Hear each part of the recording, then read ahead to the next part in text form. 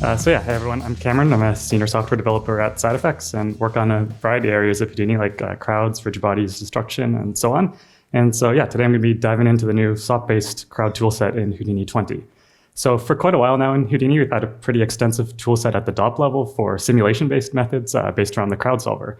And so when we were starting to look at how to bring this up to the SOP level and make some more crowd tools accessible in SOPs, rather than actually just wrapping up the crowd solver in a SOP level HTA like what we've done recently for solvers like Bullet, we instead decided to take a different approach that's not simulation-based at all. So not wrapping the crowd solver or any other underlying DOP network to try to address some challenges that are hard to do in simulation-based approaches. So it's based around this idea of manipulating motion paths or curves that control the agent's motion and animation over time. And so because this isn't just wrapping the crowd solver, it's its own different method and different sort of workflow. It's got its own advantages and trade-offs and sort of different scenarios that it's suitable for. So the idea is that it's an alternative set of tools that you can use depending on whatever's more suitable for a particular shot. To do a super quick review of the crowd solver, just so we can talk about how it compares against non-simulation based approaches. The basic idea with the crowd solver is a state machine where agents can be in one of many states that you define, maybe like idle or fleeing. And each state can define things like what animation clips the agent should be following and also its behavior. Like maybe it should be following a path or turning its head to look at obstacles or other things in the scene. And a lot of these forces are also done by applying like particle style forces for things like flocking, curve following, seeking out goal positions, and so on. And so this is done by stepping forward one time step at a time. You evaluate triggers, which are things that can cause you to switch from one state to another, and then run another round of updating the animation and behaviors and forces that are being applied to the agents. And so we go forward one step at a time and evolve the crowd's behavior over time. So this can be a really powerful tool set. You can build some very dynamic and complicated behaviors. You have interaction with the rest of DOPs, ragdolls, and RBD, and so on. And it can also scale well to large crowds from a workflow point of view because you're defining these sort of higher level behaviors. And so adding a few more instances of some agent doesn't really change your state machine setup very much. But a few challenges to kind of point out with this are that you kind of have an indirect control over the agent's motion. So there's a lot of different things contributing to what each agent is doing, like whether it's trying to follow a path or avoid other agents. So if you get feedback that your shot looks good, but that one guy over there needs to do something a little bit differently, it can be kind of hard to figure out how to tweak those parameters to get a very specific result. And then related to that, when you're trying to do those changes, you're then going back and re-simulating to see if that actually worked out. And if you're not careful about locking down the motion of the other agents, small changes to one agent can kind of cascade because other agents are reacting to it and so on. And then depending on the type of shot you're actually trying to do, if you just want to have some background agents cycling through some clips, the state machine can be a more complicated approach than what you actually need. So with the SOP-based toolset, we wanted to, along with the initial goals of just making crowd tools more accessible at the SOP level and artist-friendly, we wanted to try to hit some of these challenges that you have with simulation-based methods. So in particular, having really precise, fine-grained control over individual agents, with not having a simulation involved, having really fast feedback, kind of instant scrubbing, be able to see what changes what your changes are actually doing to affect the crowd's motion. And we wanted to do this in a general enough way to let a wide variety of tools be implemented. So not just simpler cases like maybe cycling a clip along a curve, but things like avoidance that can do really arbitrary things to what each agent's path is. And so the idea with the motion paths is to take some similar ideas to what we have in KineFX with motion clips, where in that case you have a copy of the skeleton laid out over time. And so operations that need to accumulate data over time, for example, like blending clips or smoothing out motion over time, are really easy to implement because you have all the time samples in your geometry. You're not trying to recook some big chain of SOPs on each frame and try to accumulate some sort of data over time. And so we wanted to take something similar, but tweak it to be more suitable for crowds. So obviously storing the full skeleton of every agent for thousands of agents over hundreds of time samples would be pretty expensive, but also just awkward to work with and manipulate. So one thing that agents have is this idea of a clip library where you can be sampling and blending between clips. And so we can use that to instead just store some information about how to evaluate the agent's pose instead of storing the actual pose. And so then on top of that, we just need to know, well, where is the agent supposed to be overall in the scene? And so if you represent this by creating a point at each time sample for the agent with some attributes to describe the transform at that point, and then connect together all the points for one agent into a polyline curve, you have a nice curve-based representation that's really convenient to deal with in SOPs. So more concretely, just going through some of the common attributes that we deal with. Attributes like P and transform on the points describe the agent's overall transform at that particular sample in time. We keep a time attribute to track what scene time that actually corresponds to, and then various attributes to describe how to actually compute the agent's pose at that time. So in the simple case, which clip to playback, what time to sample it at, if there's multiple clips, what the blend weights are, and then there's some more advanced options if you have more complicated cases like layered animation clips getting applied to parts of the skeleton. And so before we jump into Houdini and see how this all looks, the kind of quick overview of the workflow is that there's two streams being passed along through the chain of SOPs. One is containing our motion paths, so these curves describing the agent's motion. And then we also carry along the agents so that we can preview the motion and do things that sample from the agent's clip and other data that the agents have. And then each SOP is just modifying whatever input motion paths it got. There's no complicated, setting up behavior rules that get evaluated further downstream or something. It's just a normal modeling style workflow in SOPs. And then again, because all of these motion paths contain all of the time samples, none of these nodes are time dependent and recooking on each frame. But at the very end of the chain, you can evaluate them to introduce the time dependency and produce an animated sequence of agents. So let's look at what this actually looks like. So for a quick overview of the workflow, the initial part of the crowd setup hasn't changed at all. So you still populate your crowd, build your agent definitions in the normal way. But instead of jumping over into the crowd solver, we'll instead start using the motion path SOPs. And so the entry point is usually the crowd motion path SOP, which builds you some initial paths to start from. And so the default mode on this is to just build it from the agent's clip based on sampling the locomotion data that the clip has, cycling that over time, and building a path out of those transforms. So it builds it over whatever frame range that you've specified that you want to work on. And so the default behavior with this is to just use whatever clip you had already assigned upstream when you were populating the crowd, but you also have the ability to kind of take over that and do all of the clip assignment related options here. So you can do things like offsetting or randomizing the initial start time of the clip to introduce some variation, varying what the clip playback speed is going to be, which will change the length of the motion path. And then you can also take over and set up random distributions of clips and so on. And then all of these settings can be varied per group of agents if you have a more complicated setup with a lot of different agent types. And then looking at the outputs, just to kind of reinforce what I talked about on the last slide, first output is just containing the motion path geometry. So just these polyline curves that are describing the agent's motion over time. And then the other output is just carrying along the agent primitives. But when I have the display flag on the motion paths node, you'll actually notice that we can see an animated preview of the crowd's motion as we scrub along. And so this is actually just being drawn as guide geometry. So the idea is that all of the motion path nodes will do this. So wherever you are in your long chain of SOPs, you can always immediately see what the crowd's motion looks like with whatever the current version of those motion paths are. And so you don't have to manage some display flag off to the side somewhere. And then after you've done a bunch of operations to manipulate the motion paths, you can use crowd motion path evaluate to produce just an animated sequence of agent primitives. So this is what you would use for rendering purposes or to go into any other crowd tools that just expect an animated sequence of agents. And so this just takes what frame to evaluate at. It could be a fractional frame for interpolation, finds the closest 2 points on the motion path, and uses that to set the agent's transform and skeletal pose and so on. And yeah, so at this point, you could start doing some more additions to layer edits on top of the crowd's motion. So you could, for example, use the agent terrain adaptation SOP to add some foot planting or IK, or in this case, we'll just use the agent look at SOP to adjust the skeletons to look at some particular target.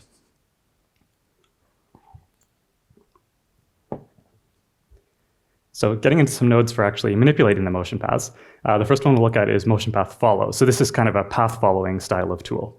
And so there's a third input on this node where you can wire in any curve geometry that you've set up in SOPs, and this will be used as a guiding curve. So in this case, we'll just use the curve SOP to draw a smooth NURBS curve. And then this will deform all of the motion paths to follow along with the orientation changes that are being described by that curve. So as we draw the curve, we'll start seeing the motion paths deforming along with that. And then as we move the display flag back onto motion path follow, right away we can just scrub through and see how our motion is looking. And then in more complicated cases, if you have multiple guide curves that are being passed in, then the default behavior is just that motion paths will deform according to whatever was closest in proximity to the initial point on the motion path. So in most cases, this can give you a pretty sensible result just by default. And then if you want a bit more fine-grained control over what paths are actually being affected and which paths they're following, you can, of course, just limit this to only deform certain motion paths in the crowd if you just want to affect certain agents, and also pick out certain curves from whatever your input is if there's a big jumble of curves that you want to select from. And then if you don't like that default behavior of picking by proximity, you can also do various attribute-based controls to match up agents to specific motion paths. So a really quick example of that would be if you set up a cluster attribute on the agents, and we'll just set them to be partitioned into 3 different clusters. And then we can turn on match by attribute and match that against the primitive number of the curves. And then that's just a really quick way to get each group of agents individually following along with a different curve. And one other thing to mention too is that The other option with this, if you wanted to have very different curves that each group of agents is following, is to just sequence a few motion path follow nodes one after the other, because you're just chaining edits that are modifying the geometry. And then for a more advanced case, just to show some other options, you can also pass in a closed curve, and this will let agents kind of loop around, and their motion paths will keep deforming to follow around that loop. And then this makes it easier to see the effect of a couple more advanced options. So you have distance variance control, so basically how far away the agents are allowed to stray from their initial distance from the motion path, or if they just kind of inherit the orientation changes that they're picking up from the curve. And then for agents that are farther away, you also have some smoothing and sampling controls. So if motion paths are really far away, their closest point on the guide curve can jump pretty suddenly going from one sample to the next. So this lets you sample a wider range of points on the guide curve to get a smoother result. And then for more fine-grained control over really specific paths, we have a motion path edit tool. And so the idea with this is that it's an interactive tool, so you're just working in the viewer state. And when you click anywhere on the curve, you can set up a target position for that specific point. And so as you drag that away, the node will try to solve for how to deform the curve to try to hit all of those target positions, but also still preserve the length, but also the original local shape and characteristics of the motion path. So you'll see like the original path isn't perfectly straight because it comes from just like a motion capture clip. And so the deformed curve will actually still preserve those characteristics. So you're not like smoothing out or distorting any of the original details of your initial motion.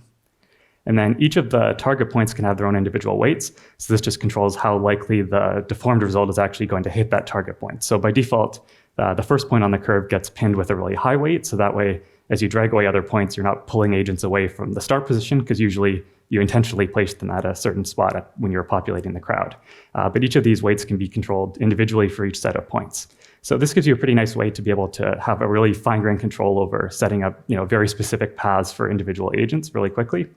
And you can also use it for kind of a finaling style workflow and doing some last-minute tweaks according to feedback. So when we jump over to this other part of the crowd, there's a bunch of agents that are almost walking through each other and have some really near misses. So while there are automated tools for fixing this, this can also be a really useful tool if you just want to have very fine-grained control and make specific changes and know exactly what result you're going to get.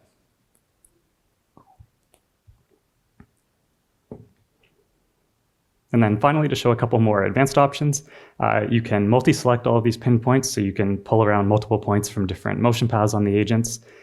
You can also delete any of the pinpoints and also undo edits for specific agents, so you don't have to blow away all of your manual changes if you kind of screwed things up for one particular path. And then in the other direction, we also have an automated avoidance tool. So first, actually just turning off the actual avoidance, one of the features that this has is it can output some information about what collisions were left over at the end, based on the collision radius that you've specified. And it can either just visualize those points or dump them out into a point group that you can use downstream. But this just provides a really quick way to get some instant feedback on whether there are any collisions or potential near misses that you might want to look into further and try to fix up. So then turning back on the avoidance, this does kind of an anticipation-based method to try to deform motion paths ahead of time to avoid potential future collisions. And so if you want to have a bit more control, you can limit this to specific agents so that only certain agents can move out of the way to avoid other agents. And there's also some more advanced collision filtering options as well. And then on top of that, you have options to apply multiple rounds of avoidance if the first round happened to introduce new collisions while moving agents out of the way. And then you have usual controls for things like the anticipation time, how to find nearby agents, and so on. And then you also have a lot of controls for how quickly agents can turn out of the way to try to avoid those collisions, and also some more advanced options too, like being able to entirely rotate the initial point of the motion path by a large amount, which can help if there's a bunch of collisions right at the start and agents normally wouldn't be able to move out of the way in time. You can also control how much agents are likely going to try to steer themselves back towards their original endpoint if they can, rather than just going off in whatever direction the avoidance sent them off in. Finally, you can also do obstacle avoidance with the same node just by wiring in some geometry into the third input. And so this behaves mostly in the same way, just you have a different set of controls for how far in advance agents can actually see the obstacle, what their field of view is, and so on. And then jumping over to the clip blending side of things, in the crowd solver workflow, one of the things that we had was this concept of triggers that could be evaluated on each frame based on maybe whether the agent was in a bounding region or near other agents to control when when state transitions should take place. And so we wanted to take some similar ideas in the motion path workflow to be able to have ways to kind of procedurally specify when clip blending and things like that should take place. And so we wanted to kind of take those ideas, but reframe them to work in a sensible way on motion paths. And so with this, because our motion path describes where the agent is over the whole time range, we basically just need to evaluate this trigger condition on all points, which we can usually do in parallel depending on the trigger type. And then this just gives us like a true or false result for every point, like maybe whether that point was inside the bounding box or not. And so the really natural way to represent this in SOPs is just a point group. So in the motion path workflow, triggers are just any point group that you've created. And so to kind of wrap this up for common crowd style operations, we have a motion path trigger SOP. And so this really just ends up creating a point group for you underneath, but this just provides some really convenient ways to set up sort of common operations and things you would want to use for crowds to trigger animation changes. So this will just create a point group according to whatever trigger name you specified, so you can change that to something more meaningful because you'll probably be using it downstream for some operations. And then you can, of course, limit the effect of this to specific agents in the crowd too, of course, if you want to. You can also combine different triggers together on this node in the combine triggers folder if there's, you want to do some union or intersection between different conditions. So the first trigger type is just triggering based on the time attribute along the motion path. So this just lets you quickly isolate, whether agents are past some particular frame in the scene along their motion path. You can also set up various bounding region triggers. So you can manually set up a bounding region using the interactive handles in the viewer state, or set it up to be a bounding sphere, for example, and then do various comparison types like whether the motion path is inside or outside, or just starting to enter, or just leaving that bounding region. And then in more complicated cases, you can provide your own collision geometry through that third input. So in this case, we're just going to set up a simple torus just to position it somewhere in the crowd. And this can also actually be a time-dependent, animated or deforming sequence of geometry if you turn on the time-dependent toggle. And so that'll just reevaluate that for every point or every time sample along the motion path. So it is a bit more expensive, but gives you the flexibility when you need that type of test. And then beyond the bounding region, you can also do some similar trigger types. So there's an object distance, which just tests how close the agent got to a particular surface or closest point on the geometry within some trigger threshold. And then you can also do raycasts, so basically sending out rays from each point along the motion path to see if some particular collision object was visible.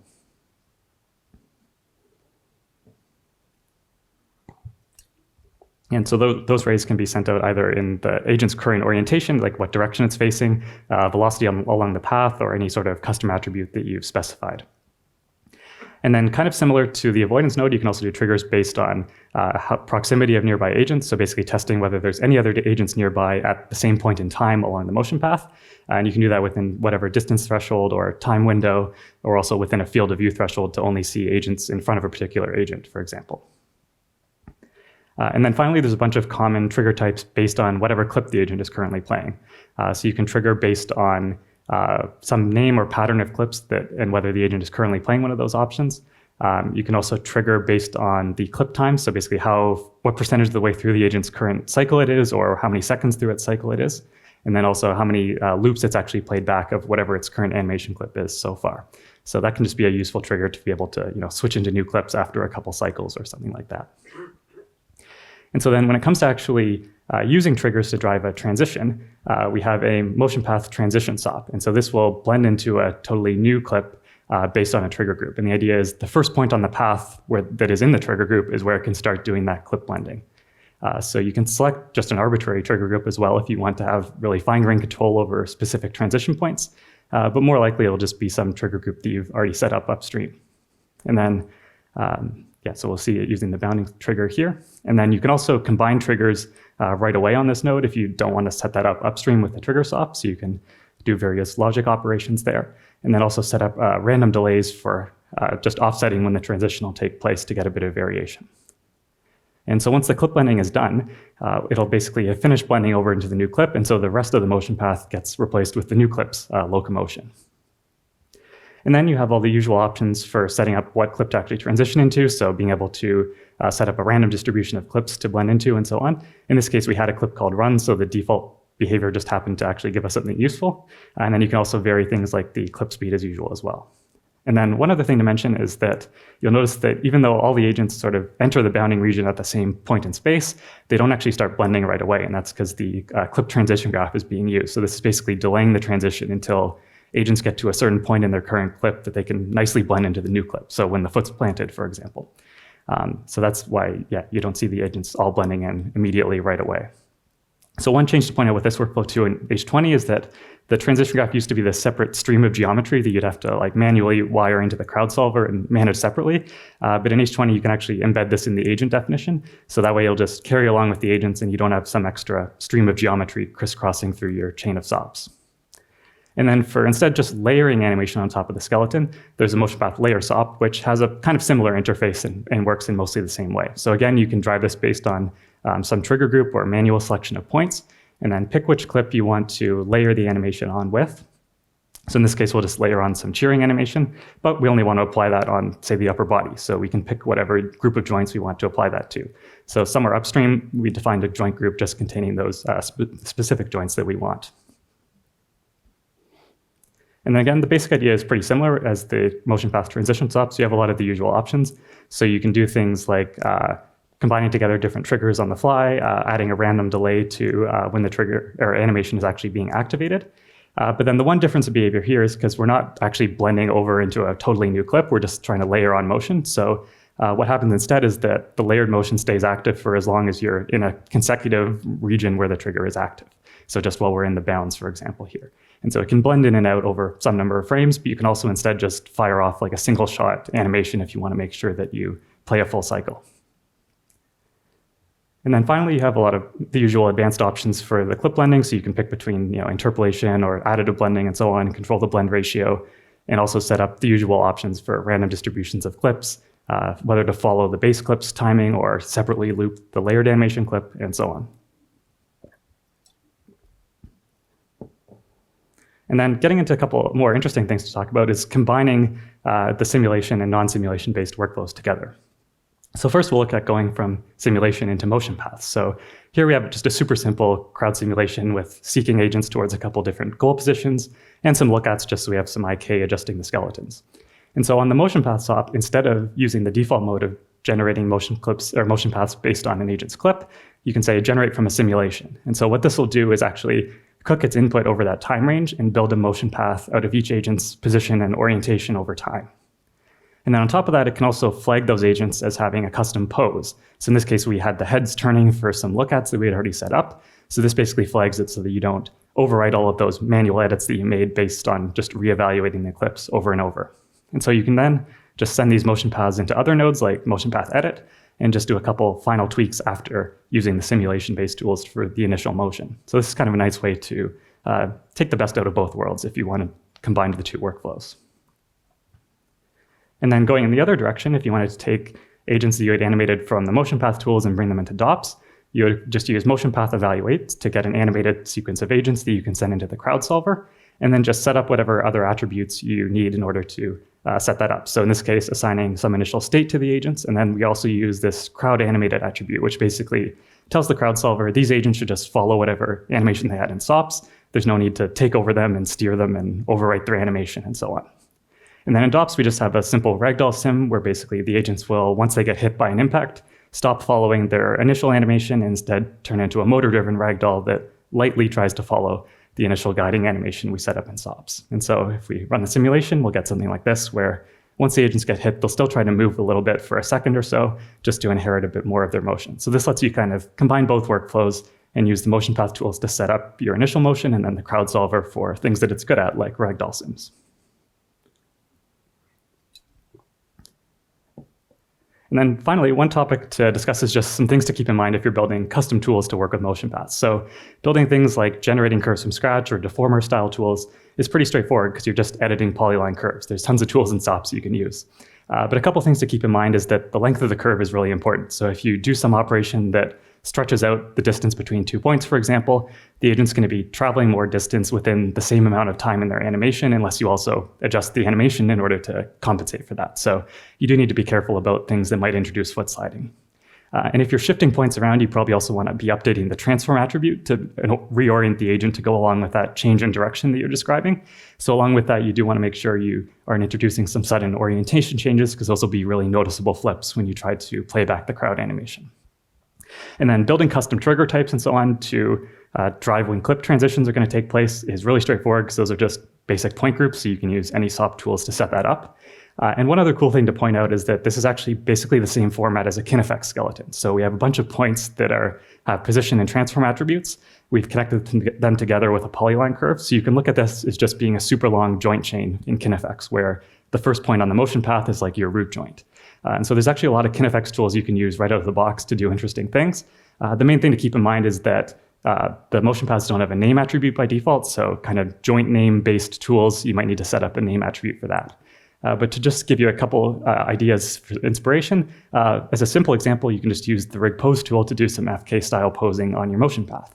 And so if we wire that into motion path evaluate, we can see the agent following that deformed path. And obviously in this case, you are introducing a really sudden orientation change. So you might not want to actually do something like this in this specific way in practice, but it kind of shows the basic principles. And then for something more interesting, we can actually run the motion path through an IK solver. So in this case, I'm just adding an ID attribute to match up my target points that I'm going to use for the IK to the base points of my original motion path, and then just picking a couple points along one motion path to use as my IK targets. And so then we're just wiring this into the full body IK SOP from the KineFX tools. And then as those IK targets are moved around, we're just deforming that motion path as if it were an IK chain. And so this actually gives you kind of a very different result than the motion path edit tool. It's not really trying to preserve the original shape of the motion very much. So it's definitely something you could use for some more creative type of approaches. So hopefully this gives you kind of a taste of some of the cool things you might be able to do by combining together some of the KineFX tools with the motion path tools. So we'll see the final result there. And that's everything I wanted to cover for this talk. So thank you very much for listening, and I've got time for questions.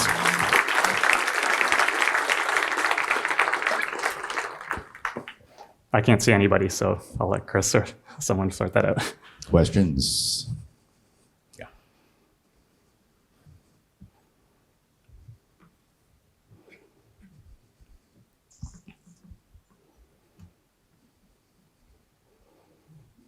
Thanks. Hey, great presentation. The tools look really fleshed out for what feels like version 1 of the SOP tools.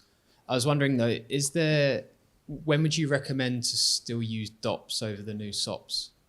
I would say for cases that need to be a bit more dynamic, like agents reacting to each other and so on, like where you're trying to kind of evaluate something on each time sample to decide what agents are going to do next. And if you're trying to combine together a lot of things like, really complicated path following, seeking out goal positions, avoidance and so on, like a lot of things, a lot of rules interacting with each other, the state machine type of approach is probably a lot better. Or if you want to send up a much longer simulation where agents might be hitting the same trigger multiple times and so on, it's a lot easier to do that with sort of the crowd solver type approach. Whereas in the SOP workflow, you'd be kind of reapplying the same operations downstream a lot of times, or going in a for loop or something that starts to get a little bit more complicated. And then obviously things like ragdolls or things like that are more suitable for DOPs as well. Yeah. Cool. Thank you. Yeah.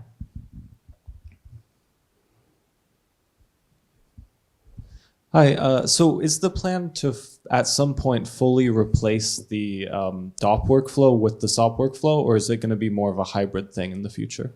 No plans to replace the DOP workflow because, I think there's use cases for both. So it's about making sure that there's useful tools for whatever type of scenario you're working on. So there's definitely a lot of use cases where the SOP tools are all you need in order to get a shot done, which is great. But if you do need the type of things like I was talking about in the last answer for things that the crowd solver is a lot better at doing, then that's the idea there. I mean, we definitely might consider wrapping up the crowd solver itself a bit more at the SOP level for making ragdolls a little easier to set up or something without going into DOPs. But I think the simulation-based approach still has uses and we'd want to keep that around for sure. Great, thank you.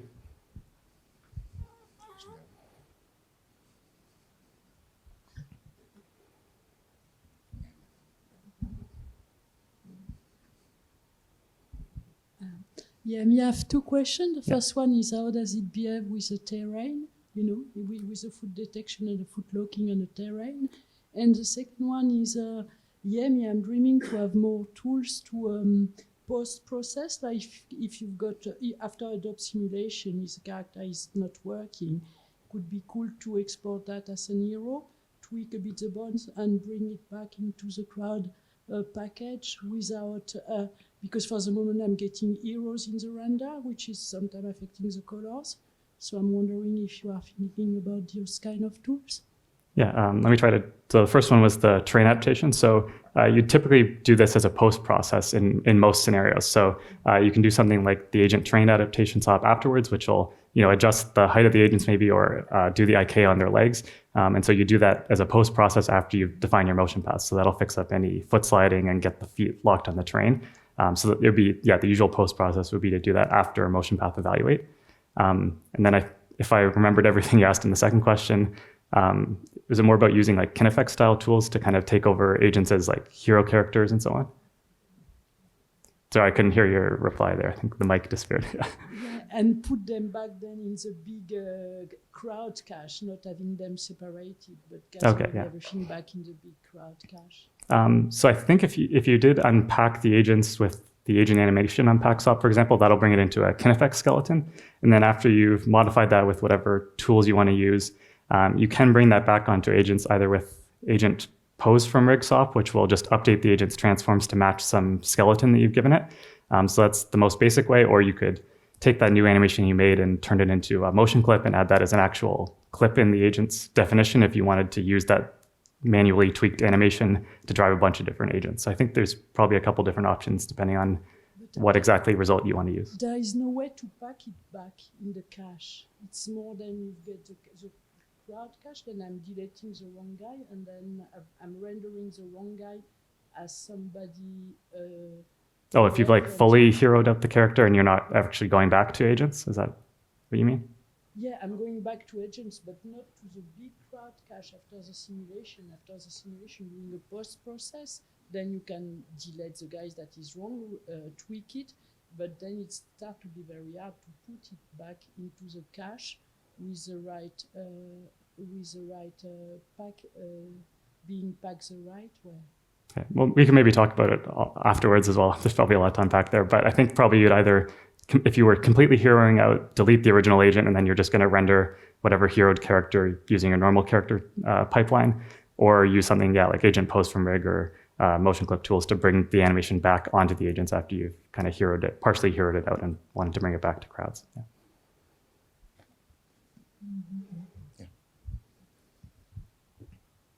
I'm sorry, I'd quite like to ask how crowd skeletons and the simulations and stuff will work with the new rigging tools. That's a great question. So that's more of a future work that we want to think about, I guess.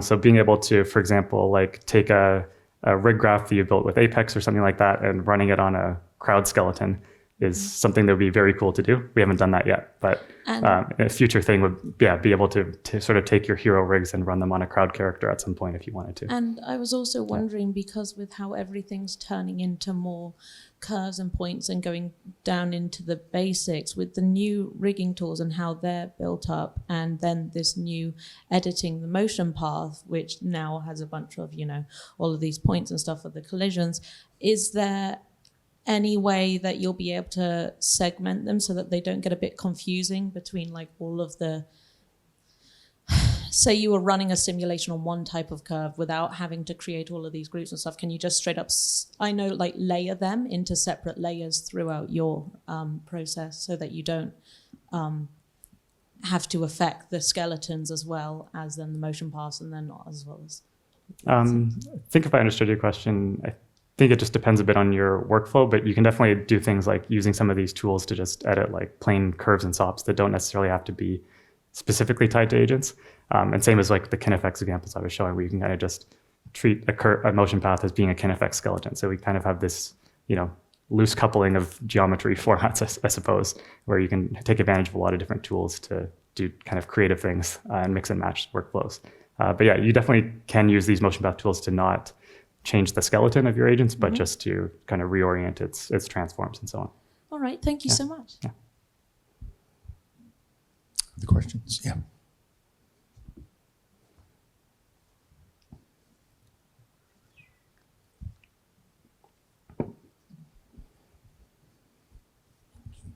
Hello, awesome stuff. Thanks. I love SOP crowd workflows. Kind of a weird question. I'm assuming right now, because it's V1, something like a banking horse wouldn't work. You can't inject like, oh, I'm going around a sharp corner I want to do. Is that something that could be added in the future version, or was that Is that a bit too Yeah, I much? think that'll be something we'll probably be looking at for the next version, most likely. It's actually not very far off from the tools that we have. It's not incredibly hard to do, but basically like that motion path layer node that I was showing for layering clips on part of the skeleton, that's basically all you need to do it. It's really just like a layer on top of that to decide to blend between, different banking clips based on the turn rate along the motion path. So that'll be something I think we'll probably look at for the next version because it's a not too hard extension on top of the tools that we already have. Yeah. Awesome. Yeah. Horses. Other questions? Yeah.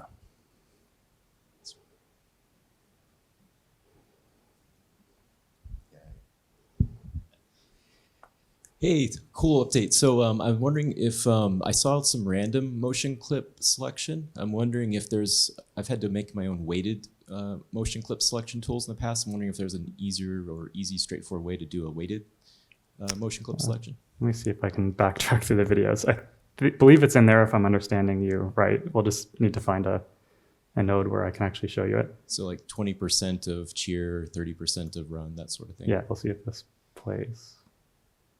Let me jump ahead quickly. I think it is in there, I believe. We'll just scroll down. Oh, maybe it was farther back.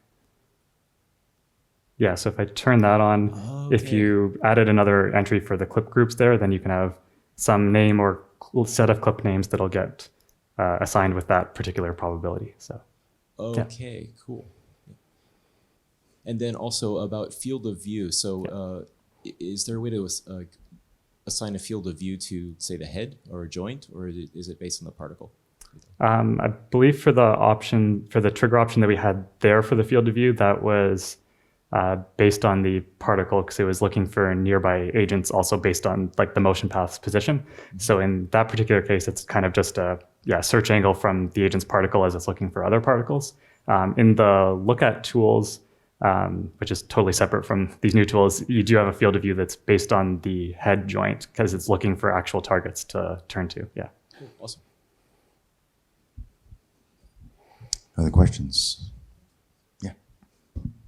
Hey, I guess my question is more focused towards kind of once you've finally got all the crowd motion and then rendering it in Solaris and Karma, from having like a fairly working or a successful crowd kind of stadium setup, and then getting that to render in it with USD, would you have to go about recreating all of those agents as renderables and then kind of working with them at the object level and then bringing them back in and kind of dealing with variants and those kind of things? Is there any kind of things in the new release of 20 that kind of help with that transition? And once you've built your crowd motion, finally actually rendering them and getting them into a shot?